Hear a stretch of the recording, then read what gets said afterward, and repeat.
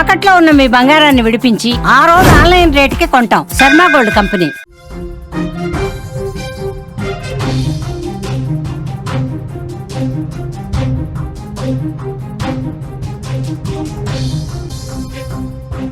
Breaking news చూస్తున్నాం. తిరుపతిలో మృతదేహాలు కలకలం రేపుతున్నాయి. అడవి మధ్యలో 4 మృతదేహాలు కనిపించాయి. పురుషుడు చెట్టుకు వేలాడి ప్రత్యక్షమయ్యాడు. పక్కనే ఒక మహిళ మృతదేహం కూడా ఉంది. వారికి సమీపంలో 2 గుంతలు కనిపిస్తున్నాయి.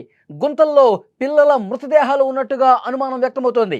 తమిళనాడు కుటుంబంగా అనుమానిస్తున్నారు పోలీసులు. హత్య జరిగిందా లేదంటే ఆత్మహత్య చేసుకున్నారా? ఈ కోణంలో ప్రస్తుతం సీరియస్గా దర్యాప్తు కూడా జరుగుతోంది. అరణ్యంలోకి అసలు ఏ విధంగా వచ్చారనేది ఒక మిస్టరీగా మారింది. పాకాల మండలంలో ఈ ఘటన బయటపడింది. బ్రేకింగ్ న్యూస్ మీరు చూస్తున్నారు. తిరుపతిలో మృతదేహాలు తీవ్ర కలకలం రేపుతున్నాయి. అరణ్యంలో 4 శవాలు. వాళ్ళంతా ఒకే కుటుంబమా? దంపతులతో పాటు 2 పిల్లల్ని ఇక్కడికి తీసుకొచ్చారా? వాళ్ళ మరణానికి కారణం ఏంటి? అక్కడ ఆత్మహత్య చేసుకున్నారా లేదంటే హత్య జరిగిందా? కారడవిలో, నట్టడవిలో వీళ్ళు ఏ విధంగా వచ్చారు? ప్రధాన రహదారి నుంచి అరణ్యంలోకి ఏ విధంగా చేరుకున్నారు? ఇప్పుడు ఇవే ప్రశ్నలు అసలు జవాబు లేనటువంటి ప్రశ్నలుగా మారుతున్నటువంటి సిచ్యువేషన్ ఉంది. తిరుపతి జిల్లా పాకాల మండలం సమీపంలోని దట్టమైనటువంటి అటవీ ప్రాంతంలో ఈ మృతదేహాలను చూసినటువంటి పశువుల కాపరులు పోలీసులకి సమాచారం ఇచ్చారు. ప్రస్తుతం దర్యాప్తు జరుగుతోంది. అసలు అక్కడ ఏం జరుగుతుంది? పోలీసులు ఇంతవరకు ఆ ఇన్వెస్టిగేషన్ ఎంతవరకు వచ్చింది? విషయాలు మనం తెలుసుకుందాం. తిరుపతిలోనే తిరుపతి మొత్తం కూడా కుదిపేసినటువంటి వార్తగా చూడాలి. ఎందుకంటే అరణ్యం మధ్యలో ఒక కుటుంబమే శవాలుగా కనిపించేసరికి పశువుల కాపరులు ఒక్కసారిగా టెన్షన్ పడిపోయారు. భయంతో పరుగులు పెట్టిన పరిస్థితుంది. ఆ సీన్ చూసి గజగజ వణికిపోయారు. వెంటనే పోలీసులకు సమాచారం ఇచ్చారు. పోలీసులు అక్కడికి వచ్చి చూశారు. పురుషుడు మృతదేహం ఒక చెట్టుకు వేలాడదీసి ఉంది.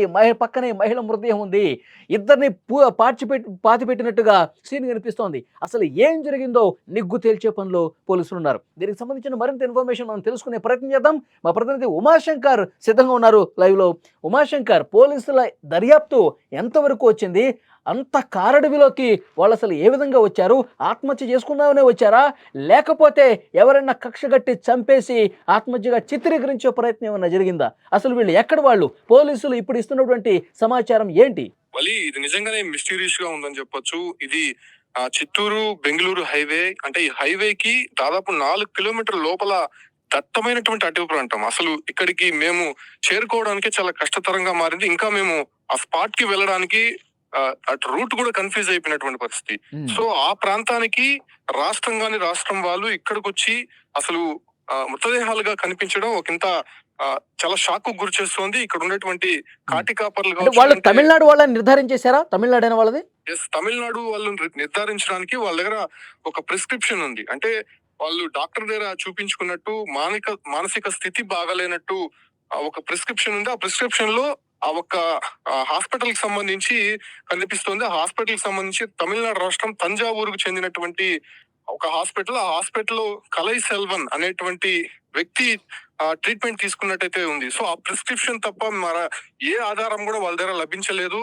2 పిల్లల్ని వాళ్ళు చంపి పూడ్చిపెట్టినట్టు తెలుస్తుంది. ఆ తర్వాత 2 వైఫ్ అండ్ హస్బెండ్ కూడా చెట్టుకి ఉరివేసుకుని ఆత్మహత్య చేసుకున్నారు. అయితే ఈ ఒక్క ఘటన అంటే ఎప్పుడు జరిగిందో కూడా క్లారిటీగా తెలియదు. ఆ ఒక్క స్పాట్ అంతా కూడా కొంత దుర్వాసన రావడంతో అటువైపుగా వస్తున్నటువంటి పశువుల కాపర్లు కొంత ఐడెంటిఫై చేసే ప్రయత్నం చేశారు. ఒక్కసారిగా ఆ స్పాట్ చూడగానే వాళ్ళంతా పరుగులు తీశారు. నిజంగా ఆ ఒక్క హైవే నుంచి ఈ స్పాట్ కి రావడానికి చాలా కష్టతరమైనటువంటి టాస్క్. అసలు మనుషులు కూడా వెళ్ళలేనటువంటి పరిస్థితులు ఉన్నాయి కొన్ని. సో అటువంటి ప్రాంతానికి వీళ్ళు ఎలా వచ్చారు? అసలు ఈ ప్రాంతానికి వచ్చి ఈ ఒక స్పాట్ ఎంచుకోవాల్సినటువంటి అవసరం ఎందుకు వచ్చింది? ఇదే ప్రశ్నలు ఇప్పుడు పోలీసులకు కూడా. ఉమాశంకర్, మనం విజువల్స్ లో చూస్తా ఉన్నాం. అక్కడ పాతి పెట్టిన ప్రదేశంగా కనిపిస్తున్న దగ్గర రాళ్ళు వరుసగా పేర్చున్నాయి. ఏంటిది? దాని గురించి ఏమైనా చెప్తున్నారా? అంటే అది పోలీసులు ఐడెంటిఫై చేసిన తర్వాత ఇది స్పాట్ అని చెప్పి వాళ్ళు కొంత మార్క్స్ అనేది వేసుకున్నారు. ప్రస్తుతం ఆ ఒక స్పాట్ ను చూస్తే వాళ్ళకి కొద్దిగా అనుమానం వచ్చింది. అంటే లోడినట్టుగా అనిపిస్తోంది.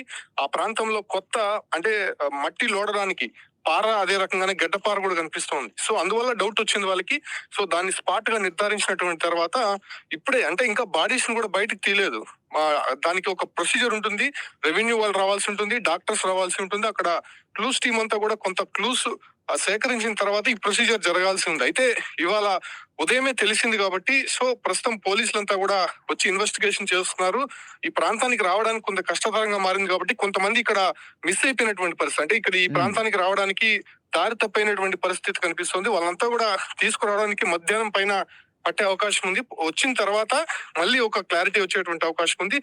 ఇంకా ఆ తమిళనాడులోని తంజావూరుకు ఇన్ఫర్మేషన్ అయితే ఇచ్చారు. సో వాళ్ళ ఐడెంటిటీ కనుక్కునే ప్రయత్నం అయితే చేస్తున్నారు కాబట్టి మృతదేహాలను తీసి పోస్ట్ మార్టం జరిగిన తర్వాత, అంటే ఇప్పుడు వాళ్ళకి అనుమానం ఉంది, ఇంత దూరం వచ్చి వాళ్ళు సూసైడ్ చేసుకోవాల్సినటువంటి అవసరం లేదు కదా, ఎందుకు చేసుకున్నారు అనే దానిపైన కూడా డౌట్ ఉంది. కాబట్టి ఎవరైనా ఇంటెన్షన్ గా వచ్చి చేసి వెళ్ళారా లేకపోతే వీళ్ళే చేసుకున్నారా అనే దానిపైన కూడా ఇప్పటికే మీరు ఇంతకుముందు ఒక మాట అన్నారు, అంటే అక్కడ మనుషులకు కూడా వెళ్ళలేనటువంటి పరిస్థితి ఉంది అన్నారు. అంటే వీళ్ళు అంత దూరం కావాలనే సూసైడ్ చేసుకుందని వెళ్ళారా, లేకపోతే ఇక్కడ ఎవరు వచ్చినా సరే కనిపెట్టకుండా ఉండటం కోసం ఎవరైనా హత్య చేయడానికి అంత దూరం తీసుకెళ్లారా? ఎట్లా చూడాల్సిన అవసరం ఉంది? ఇలాంటి అనుమానం ఏమైనా ఉందా పోలీసులకి? యా, అదే అనుమానం పైన అయితే వీళ్ళు పోలీసులు అయితే ఉన్నారు. అంటే ఇంత దూరం వచ్చి సూసైడ్ చేసుకోవాల్సినటువంటి అవసరం ఎవరికి ఉండదు, అంటే అది రావాల్సిన పరిస్థితి ఉండదు. ఎందుకంటే నేషనల్ హైవే ఇది.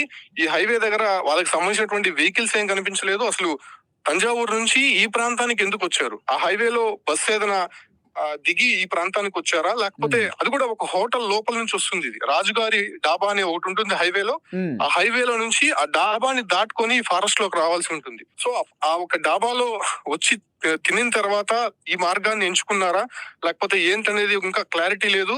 కాకపోతే ఇప్పుడు వచ్చినటువంటి ఈ సీన్ లో చూస్తే మాత్రము వాళ్ళు సూసైడ్ చేసుకున్నట్టుగానే అనిపిస్తోంది పోలీసులకైతే. కాకపోతే వచ్చినటువంటి క్లూస్ టీమ్ కావచ్చు, అంటే డాక్టర్స్ వాళ్ళు నిర్ధారిస్తే గానీ ఇంకా కన్ఫర్మ్ అయ్యేటువంటి అవకాశం లేదు. ఎందుకంటే నలుగురు ఒకే స్పాట్ లో, అది కూడా దట్టమైనటువంటి అటవీ ప్రాంతం, రాష్ట్రం వాళ్ళు ఉన్నారు కాబట్టి సో వాళ్ళకి సంబంధించి ఇంకా పూర్తి వివరాలు అయితే తెలియాల్సి ఉంది. మేము కూడా ఇంకా స్పాట్ కు వెళ్ళడానికి కొంత కష్టతరంగా మారుతోంది. అసలు దారి తప్పైనటువంటి పరిస్థితి. రెవెన్యూ వాళ్ళు ఒక పక్క వెళ్ళిపోయారు, మీడియా వాళ్ళు ఒక పక్క వెళ్ళిపోయారు. అసలు పోలీసులు కూడా కొంత కన్ఫ్యూజ్ అవుతున్నారు.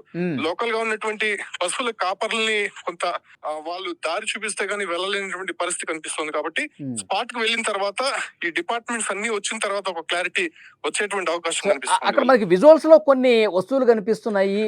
అంటే ఆ నలుగురికి సంబంధించినటువంటి ఆధారాలు ఇప్పటి వరకు ఏం సేకరించారు, వాళ్ళకి ఏం కనిపించినాయి, ఏం చెప్తున్నారు పోలీసులు? అంటే ప్రస్తుతం ఆ మృతదేహాలు ఏవైతే ఉరేసుకున్నాయి చనిపోయి ఉన్నారో సో వాళ్ళకి సంబంధించి వాళ్ళ పాకెట్ లో ఉన్నటువంటి ఒక్క ప్రిస్క్రిప్షన్ మాత్రమే ఇప్పటి వరకు లభించింది. దాని తర్వాత అక్కడ లోడినటువంటి మట్టి తీసినటువంటి కొన్ని పరికరాలు కనిపించాయి. కాబట్టి సో ఇద్దరిని ఇక్కడ తొవి పాతి పెట్టినట్టయితే కొంత క్లారిటీ వచ్చారు. దానికి మించి ఏ ఆధారం ఇప్పుడు మన ఫోటోల్లో చూస్తున్నాం, ఉమాశంకర్ ఒక దుస్తులకు సంబంధించిన దృశ్యం ఒకటి కనిపిస్తోంది, ఒక చెప్పు కనిపిస్తోంది, మిగతావి కొన్నేవో వస్తువులు కనిపిస్తా ఉన్నాయి. వాటినైతే స్వాధీనం చేసుకున్నారు కదా? ఎస్ దాని ఆధారంగానే ఇక్కడ ఇన్వెస్టిగేషన్ అయితే కంటిన్యూ అవుతోంది.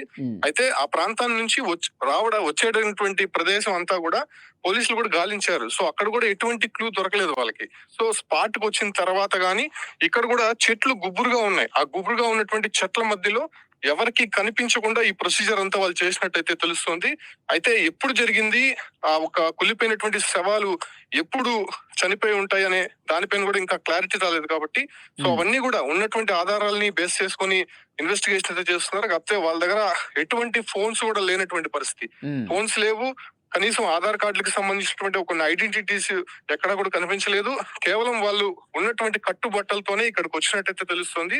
అయితే వాళ్ళ జోబులో మాత్రం ఒక ప్రిస్క్రిప్షన్ ఆధారంగానే ఇప్పుడు ఇన్వెస్టిగేషన్. ఉమాశంకర్, ఇద్దరు పిల్లల్ని పాతి పెట్టినట్టుగా ఇన్ఫర్మేషన్ వస్తుంది కదా, ఆ పాతి పెట్టినటువంటి ఆ మట్టినంతా తవ్వి మృతదేహాలను ఏమైనా స్వాధీనపరుచుకున్నారా? ఆ ప్రక్రియ ప్రారంభమైందా? ఎస్, ఆ ప్రక్రియ చేయడానికే ఇక్కడ టీమ్స్ రావాల్సి ఉంది. అంటే దీని ప్రొసీజర్ ఏంటంటే మామూలుగా రెవెన్యూ సెక్షన్ వాళ్ళు ఈ యొక్క ప్రాంతానికి సంబంధించినటువంటి వాళ్ళు రావాల్సి ఉంటుంది. దాంతో పాటు డాక్టర్స్ టీం రావాల్సి ఉంటుంది.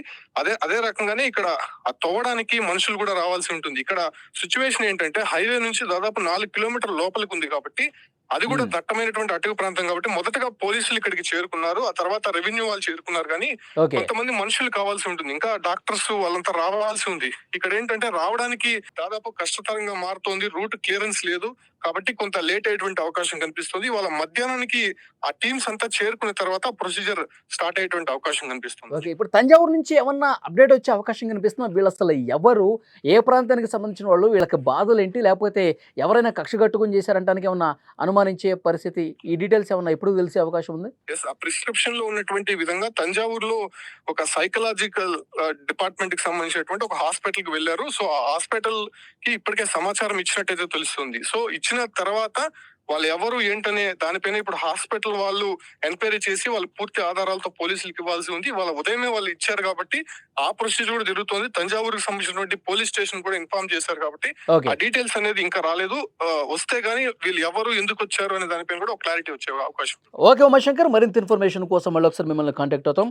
అది తిరుపతిలో ఒక షాకింగ్ వార్త ఇది. 4 మృతదేహాలు అక్కడ కనిపించాయి. ఎందుకంటే ఎప్పుడైతే ఈ వార్త బయటకు వచ్చిందో అక్కడ పశువుల కాపర్లు ఆ కారడవిలోకి, ఆ నట్టడవిలోకి వెళ్తున్న క్రమంలో దుర్వాసన వచ్చింది వాళ్ళకి. ఏందా అని చెప్పి దగ్గరికి వెళ్ళి చూస్తే ఒక పురుషుడి మృతదేహం చెట్టుకు వేలాడుతూ కనిపించింది. ఆ పక్కనే మహిళ మృతదేహం ఉంది. ఇద్దరిని పాతి పెట్టినట్టుగా అక్కడ స్థలం కనిపిస్తోంది. వెంటనే వాళ్ళు ఒక భయగొల్పితున్నటువంటి వాతావరణంలో ఈ షాకింగ్ ఘటన ఇదంతా చూసిన తర్వాత, ఆ ప్రాంతం మొత్తం ఇదంతా చూసిన తర్వాత గజగజ వణికిపోయారు. వెంటనే స్థానిక పోలీసు యంత్రాంగానికి సమాచారం ఇస్తే వాళ్ళు వచ్చిన తర్వాత మొత్తం ఇదంతా చూశారు. మనుషులు కూడా అక్కడికి వెళ్ళాలంటే చాలా కష్టపడాల్సిన పరిస్థితి వస్తుంది. తమిళనాడుకి సంబంధించినటువంటి వ్యక్తులుగా తెలుస్తుంది. ఎందుకంటే తంజావూరులో ఒక హాస్పిటల్కి వెళ్ళిన ప్రిస్క్రిప్షన్ అక్కడ దొరికినట్టుగా తెలుస్తుంది, ఒక మహిళకు సంబంధించి. అలాగే అక్కడ ఉన్నటువంటి వస్తువులను బట్టి కూడా నిర్ధారించారు. మొత్తం 4గురుగా గుర్తించినట్టుగా తెలుస్తోంది.